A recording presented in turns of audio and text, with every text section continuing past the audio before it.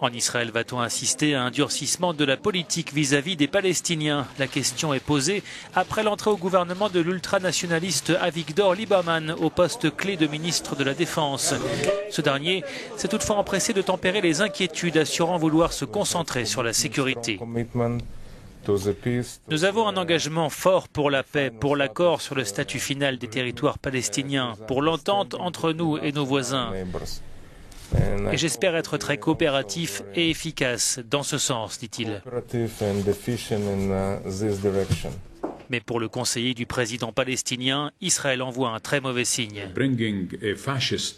Nommer un ministre fasciste qui vit dans une colonie, c'est en fait une manifestation du plan de colonisation. Cela montre que tout ce dont ce gouvernement est intéressé, c'est avoir plus de colons, plus de colonies, et qu'il rejette totalement l'effort international pour mettre fin à l'occupation et au conflit.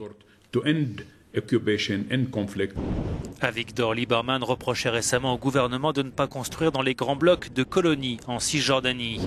Sa nomination est vue aussi d'un très mauvais œil du côté de Gaza. Pour le porte-parole du Hamas, c'est une indication de l'extrémisme et du racisme grandissant de l'occupation israélienne. Nous appelons la communauté internationale, dit-il, à prendre ses responsabilités. Connu pour ses propos anti-arabes, Avigdor Lieberman concentre les critiques des Palestiniens. Avec lui, le gouvernement israélien représente une vraie menace d'instabilité et d'extrémisme dans la région, a déclaré le numéro 2 de l'OLP.